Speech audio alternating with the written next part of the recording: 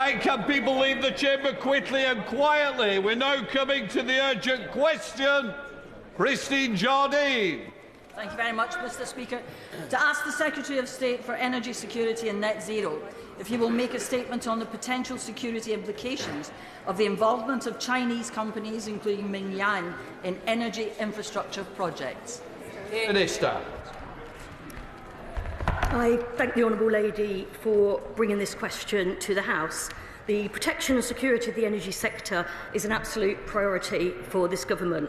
We have a range of effective measures in place which give the government powers to balance an open investment environment to facilitate growth for protecting the areas of our economy that are most sensitive to national security. The government firmly believes that the biggest risk to our energy system and our energy security is remaining dependent on international fossil fuel markets controlled by petrostates and dictators. And that's why we have a mission to make Britain a clean energy superpower to end that dependence. We have a world-leading offshore wind industry here in the UK, and international investment plays a crucial role in supporting jobs across the country. And as part of this mission, my department engaged in discussions with a wide range of investors, including those from other countries. We're also clear that alongside this, growth of UK supply chains is absolutely critical, and that's why we've set out plans for a clean industry bonus to drive investment in manufacturing, as well as setting up GB Energy and the National Wealth Fund. The government will not hesitate to use our powers to protect national security whenever we identify concerns, and the government will take a consistent long-term and strategic approach to managing the UK's relations with China, rooted in UK and global interests. The government will cooperate with China where it can, compete where it needs to, and challenge where it must. Thank you, Mr Speaker, for granting this urgent question, and I thank the Minister for her comments and general reassurances, but there are specific concerns at the moment. China can produce what is useful for us for the development of renewables, particularly in the North Sea, and we can benefit from these investments. China also needs access to our markets. But there are security issues involving companies involved in offshore renewable developments, which have become apparent in recent weeks and been raised numerous times. It has been reported that the Chinese company Mingyang is interested in producing turbines for a new project in the North Sea. And there's already around 60 million of Scottish Government funding, which has been earmarked for a wind turbine factory near Inverness, in addition to a potential 27 million for Orient Cable to provide subsea cables for island communities. This is despite antitrust cases against China from the European Union and the fact that the Norwegian government blocked Mingyang from its green infrastructure projects. So can the Minister reassure the House that the Department will be following the same rigorous processes to assess these risks as the previous government did, which ultimately blocked Huawei from the 5G network? And this must include an assessment of any opportunities for remote access to the turbines, as the software will normally remain in control of the manufacturers even once commissioned, which would leave them vulnerable to being switched off. We need local control. And will the Department reassure the House that there are discussions ongoing with the Scottish Government to ensure that no public money is invested before this risk assessment has taken place? And how will they work with the Scottish Government and Cabinet colleagues to ensure offshore and undersea infrastructure is safe? Thank you. The honourable member raises some really important concerns, and they're concerns that we're very much alive to. As I said in my first answer, energy security is absolutely critical to the work of DESNZ, and that's why we have the Clean Power Mission, to end our dependency on fossil fuels. International investment is a crucial part of that and helps to support growth and jobs across the country. And as part of that, we have discussions with a wide range, variety of international investors. But we do absolutely recognise this needs to be balanced against national security implications. And that is something that we work on constantly across government with input from a number of departments. And I'm pleased to see my honourable friend, the Minister for Security from the Home Office, here today for this UQ. The government has to consider both those aspects together, the need for investment, the need for greater capacity in our supply chains, but also that security risk. And while I can't get into details of the individual case, given the nature of the discussions that are ongoing, I would reassure the honourable member that we are taking these factors into account. We do want to make sure that the most robust processes are followed as we look at the details of this particular incident. Chair of the Select Committee, Bill Esterson. Thank you very much, Mr Speaker. Can I say how pleased I am to hear the Minister confirming the importance of our energy security in contrast to what we saw under the previous government. And they can groan all they want, but that is the reality of what was inherited in July last year. But as we extend energy infrastructure in this country, can she confirm how this government will ensure that we have control of the operation of that infrastructure?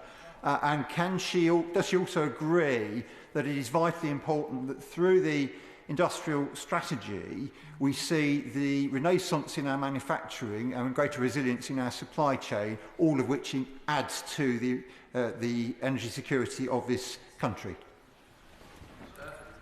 I thank my honourable friend for that question. He's absolutely right that as part of getting this investment into infrastructure, dealing with capacity issues in our supply chain is absolutely crucial. It's one of the reasons why, through the National Wealth Fund, we invested in lithium in Cornwall last week. So in terms of a critical minerals strategy, we want to maximise the natural resources that we've got where we can. As I said, we want to make absolutely sure that security concerns are addressed as well when we look at which investors do invest in our new economy. Secretary of State Andrew Marr. Thank you very much, Mr Speaker. Mr Speaker, the indication that Mingyang will get the green light from the Treasury to supply wind turbine technology to the Greenvolt wind farm in the North Sea is concerning. Indeed, alarm bells have been sounded by officials in the Minister's own department and indeed in the Ministry of Defence. This green revolution will come with a Made in China label. The government, in collusion indeed with the SNP in Holyrood, are determined to see Chinese companies reap the economic reward. Her party says again and again that transition to renewable energy will reduce our reliance on hostile regimes. Chinese-controlled technology embedded in our critical energy infrastructure is evidently a threat to our security. Can the Minister assure us that she is taking this threat seriously? And can the Honourable Lady explain how using wind turbines made by Mingyang reduces our reliance on foreign states? Mr Speaker, just last week, I, along with many MPs in her own party, were briefed by the Royal Navy on the vulnerability of our subsea communications and energy infrastructure. We have also seen a pervasive rise in sabotage attacks on subsea cables in the Baltic, affecting our Scandinavian allies. If Chinese-manufactured turbines are installed, security experts have warned that sensors could spy on British seas, defence submarine programmes and indeed the layout of our energy infrastructure. We would be reliant on Chinese equipment and software, Chinese suppliers for updates and maintenance, handing Beijing significant opportunity for interference. In the current international climate, it is unthinkable to disregard the security implications of this decision. So can I ask the Minister, can she confirm that they have scrapped the Giga scheme that we launched to build British supply chains in energy technologies? What discussions has she had with the Ministry of Defence around their concerns as to the ability to ensure security of our energy system? What safeguards will be in place to prevent Chinese maintenance ships accessing these turbines for repairs? What guarantees has she had, if any, from our defence and security agencies that this investment will pose no threat to our national security? And if such assurances are not forthcoming, will she revisit this decision and put a halt to the madness of allowing the People's Republic of China to have such a significant stake in our energy system? I think my starting point when the Shadow Minister, it's me, I'm the Minister now, when he said about revisiting this decision, and no decision's been made at the moment, we're undergoing rigorous processes to look at the role of China in our supply chain, in investment in critical infrastructure in this country. And I can't provide a running commentary on individual cases. He'll know, having been in my position, why that is so important that we don't do that. But as I've made clear already, we are taking into account the national security considerations as well as our need for investment in the supply chain. I would say that in terms of the legacy that we were left by the previous minister, is that he was perfectly happy to leave our energy system exposed with the British people paying the price. And the retreat, the under new management line that he was parroting earlier this week, would leave us even more exposed to those petrostates, to the dictators. We are getting on with our Clean Power mission to end energy security, and I'll take no lessons from him on energy security, given their record. Polly Billington. Thank you, Mr Speaker. I'm glad to hear the Minister point out that we are left with a legacy of an absolutely vacant industrial strategy when it comes to green investment over the past 14 years. And I urge her to explain further how we might be able to make sure that we are developing the skills and competencies in this country to make sure that we have good, strong, ethical supply chains. Thank my honourable friend for that question. One of the things we have launched is the Clean Industry Bonus, which will be absolutely crucial in terms of protecting our supply chain. We're investing through GB Energy and through the National Wealth Fund. As I mentioned, lithium in Cornwall is just one example. And through the Global Clean Power Alliance, which we launched at the end of last year, we will be bringing together our counterparts from other countries, including at the IEA conference in April, to look at a supply chain mission so we can deal with these issues, because they're not just issues that affect us in this country. As other countries seek to decarbonise, seek to increase the role of renewables, there are capacity issues across that supply chain, and that's something that we all need to deal with, cooperating together. Liberal Democrat spokesperson Pippa Haley. Thank you, Mr Speaker, and I'd like to thank my honourable friend for bringing this urgent question, which is so important. Since Russia's invasion of Ukraine, as the Minister has rightly said, energy security has been a key term in this chamber. There are two ways of looking at energy security. First of all, which is to generate our own renewable energy to avoid volatility, price volatility, exposure to authoritarian regimes, ensure we've got the jobs here at home for design and construction. Secondly, it's about our national security issues around our energy infrastructure. That's also a term of energy security. A former MI6 chief has warned of the vulnerabilities, either deliberate or inadvertent, posed by foreign-controlled software embedded in our energy infrastructure. Given these serious concerns, can the Minister guarantee that any further investment in Scotland will ensure that this increases both the energy and national security future? Thank you. As I've said, there are robust processes, and we are going through these processes to try to make absolutely sure that that our national security is not compromised by investment from overseas, and that is something we'll continue to do. Thank you very much, Mr Speaker. The Grangemouth refinery is a key piece of vital infrastructure for Scotland, and its economic contribution to the Scottish economy every year is over £400 million. The Grangemouth refinery is also a joint venture between PetroChina, owned by the Chinese state, and INEOS, a multinational conglomerate. Together they are Petro-INEOS. The refinery is due to close, with thousands of jobs being lost, an unjust transition, and Scotland having to rely on importing oil, all at a time of great global volatility. Why is the government allowing a foreign government and private capital dictate Scotland's industrial capacity, its ability to produce oil, and overall our national security? Well, we're not allowing anyone to dictate to us, and I know that the honourable member has been deep in conversation with the Minister for Energy for some time over the future of Grangemouth.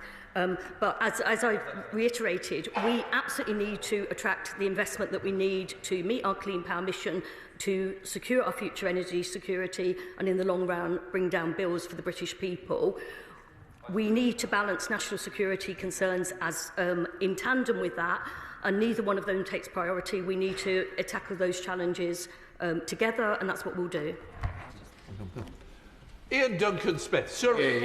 Mr Speaker, whatever the question is about energy, China is not the answer. It's on two fronts. We know that the MOD and the Department of Energy Security has raised objections about the Treasury's push to bring Mingyang Smart Energy into the circuit on this one, to bid for this. The second thing is that China is determined to use slave labour in their products. We are, under this government, investing in solar arrays which have a huge amount of slave labour in them producing polysilicon. Does the government not recognise that their tilt towards China to get them to invest in this runs the real risk of utter dependency on China and, of course, serious threats to our security, highlighted endlessly by the security services? Will they now stop? I recognise that the Right Honourable Member has long-standing concerns about the role of China and its investment in our economy, and he's been a great champion of raising concerns about forced labour. He's right to raise those concerns. We have set up the Solar Task Force, I'm sure he's aware, to look at the issue of whether there's forced labour in our solar supply chains. We also, as I said, with the Global Clean Power Alliance, there will be a supply chain mission as part of that's launched. And as I said, it's not something that one country can tackle by itself. We all need to be alert to the risks of slave labour. I know that there was an amendment passed in the House of Lords last night that means the issue's coming back to the Chamber soon. I look forward to the discussion then. Amanda Martin. Thank you, Mr. Speaker. Does the Minister agree with me that developing our economic and trading relationships with other nations is one lever of many that this government is using to drive growth and investment alongside planning reforms, public investment and a proper industrial strategy for the people of the UK, but also for the people in my city, and at the same time ensuring that we work across departments to always have our nation's security at its core? Minister. My honourable friend is absolutely right, and we're doing this through a number of levers. We have the growth mission, we have the clean power mission, working hand in hand to make sure that energy security and the decarbonisation of our power system contributes to growth in this country, and that means it contributes to job creation in this country, as well as, in some cases, overseas investment. We have the We've set up Great British Energy, we have the National Wealth Fund, we have the Clean Industry Bonus. All of those will help us achieve those objectives. Bradley Thomas. Thank you, Madam Deputy Speaker. Have ministers or officials in the Ministry of Defence, the Home Office or the Security Services raised any concerns with her department over the possibility of offshore structures in British waters being used for Chinese intelligence gathering technology? And if there are sensitive matters which cannot be discussed in this House, will she commit to holding a private briefing for members of Parliament on the security implications of energy infrastructure from China? Minister. Okay. I don't think I can comment on the extent of conversations other than to reassure the honourable member that, of course, these conversations are taking place. Of course, there are robust processes that we are going through and there'll be ongoing conversations. Again, because it's not my specific role, I wouldn't be able to say whether that is information that can be shared. I don't think it can be shared on a day-to-day basis, but perhaps if there's a briefing that we could arrange with members to give them some reassurance as to the general approach, I'll investigate whether we can do that. Melanie Arn. Thank you very much, Madam Deputy Speaker. I have to say I'm surprised at the benches opposite. They seem to have forgotten when they were pushing on this country the golden era of the relationship between the UK and China. And some of this is a legacy that remains from their time in government. And so I think that they should just be careful about how they're approaching this conversation. And I would just like to take the opportunity to point out to the Minister the role that Grimsby plays in servicing and supporting operations of offshore wind, not only around UK waters but also as far as Taiwan. Those skills and those competencies and capabilities do exist here in the country, so I'd like to ask the Minister what additional support will be given to expand those capabilities and support for those skills in this country. Minister. My honourable friend has been a real champion for Grimsby. I'm very glad to see her returned at the recent election so she can carry on championing all the potential that Grimsby has to offer, not least in terms of the wind sector. We think it's really important that we link up the skills and the capacity. That's one of the obstacles. We talk very often about how grid capacity and how planning issues can hold up the rollout of clean power, but actually we know that we've got to have the skills base as well, and we're working with the Department of Education very much on that, how we can train the workforce and develop through things like the Growth and Skills Levy capacity within the existing workforce as well to work on these exciting new projects. Sir Alex Shelbrooke. Thank you, Madam Deputy Speaker. The Minister speaks about being reliant on petrochemical states and dictatorships who supplied the fuel needed for our energy system. And yet the vast majority of the processed materials that are needed, whether we construct them here or not, come from China. We recognise that some of these countries were dictators, but can the Minister at the dispatch box now confirm to this House that a country that uses slave labour, a country that has carried out the most horrendous crimes against the Uyghur population, a country that has sanctioned our own parliamentarians, is indeed as much as a dictatorship as the countries that she says we no longer want to be reliant on? Minister. Well, if we followed the approach being suggested by the opposition frontbench now, we would be very firmly back in the hands of the petrostates and the dictators. And we've seen... But in terms of relationship with China, as I've said, we will cooperate where we can, we will compete where we need to, and we will absolutely challenge if we must. And we've been clear that no company in the UK should have forced labour in the supply chain. This is why we've set up the Solar Task Force. This is why we're going through the robust processes ahead of the decision that we're talking about here today. And I will take no lessons from the honourable member, because we've had 14 years of being exposed to volatile energy markets, and we are trying to recreate our energy security through this investment. Jane Kirkham. Thank you, Madam Deputy Speaker. Would the Minister agree that after a real neglect of our energy infrastructure for the last 14 years, setting up GB Energy to help UK ownership of energy production in the future can only be a good thing, and our investment in critical minerals in Cornwall particularly, and the supply chain for floating offshore wind, will be crucial to secure our national security? Minister. On the one hand, the honourable members raise concerns about critical minerals being imported from abroad. And then when my honourable friend from Cornwall, who again is a real champion for her area, when she praises the investment that we have put into lithium extraction in Cornwall, they start jeering.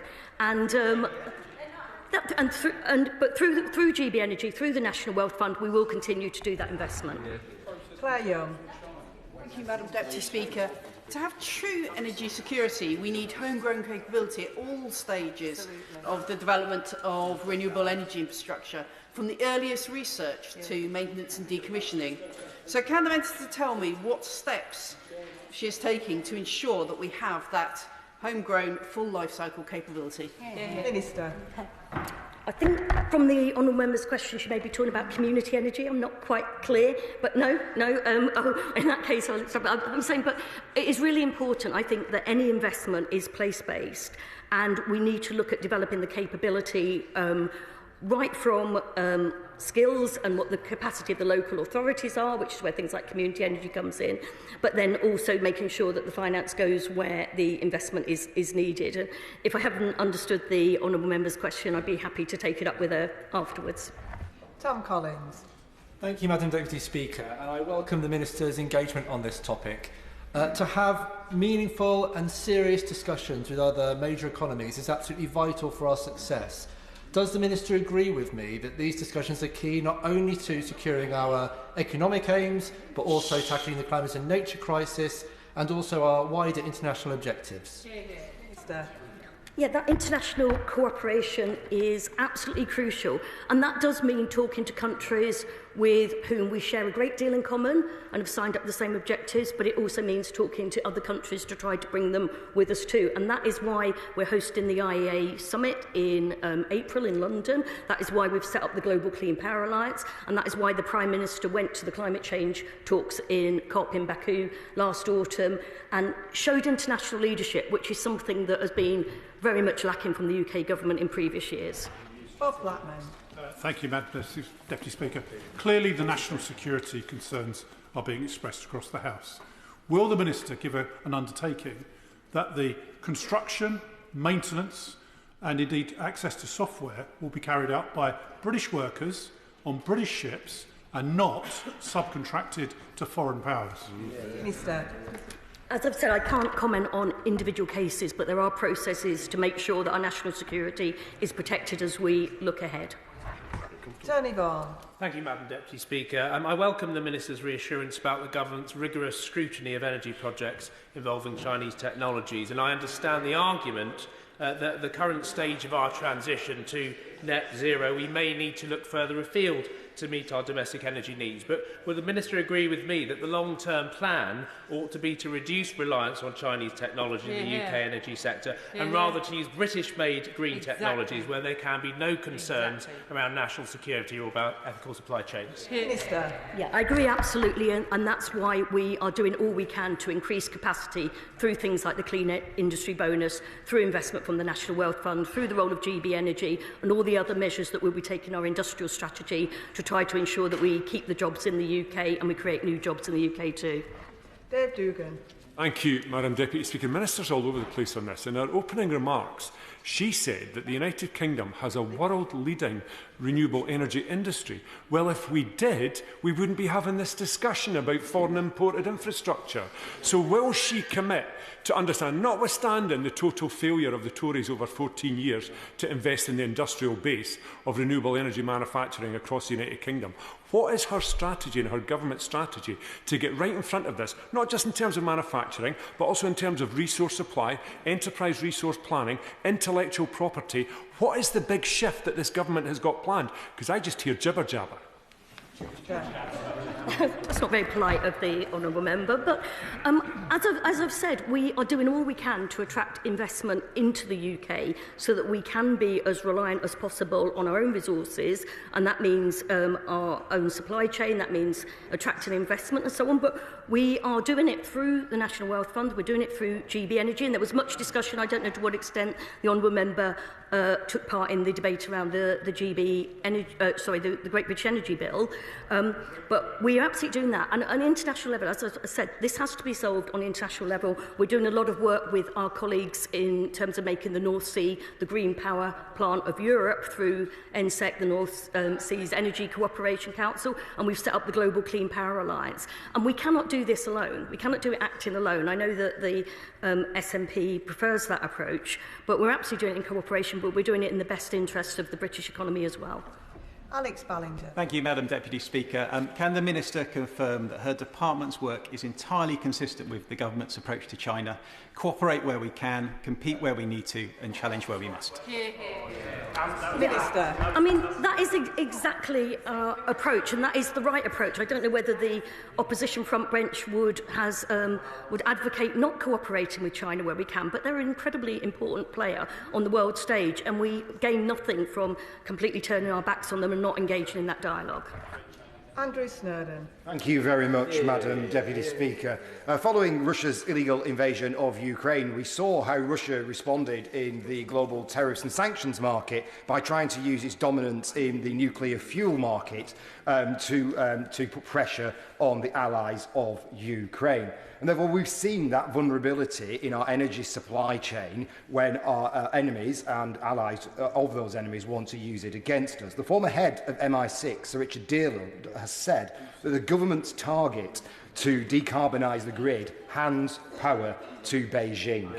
And when we talk about having reliance on dictator states, we have enough oil and gas in the UK to do that without any reliance. So why don't we just get drilling and get our own oil and our own gas out of the ground? So has the government, given I suspect in their mad dash to decarbonise the grid are not going to do that, has the government undertaken a risk assessment of the strategic vulnerability to our national security of our increasing reliance on Chinese rare earth minerals and battery production?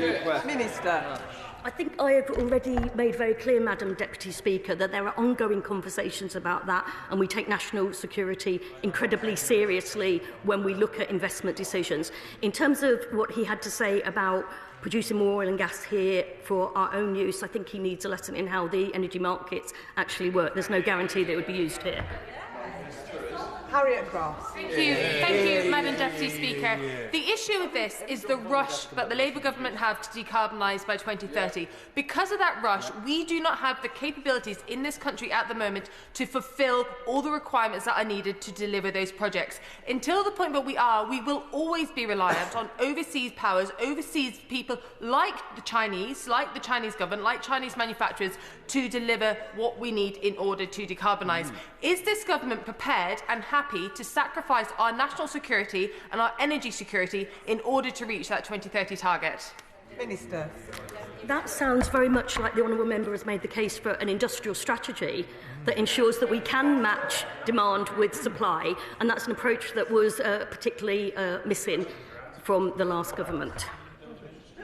Sammy Wilson. Thank you, Madam Deputy Speaker.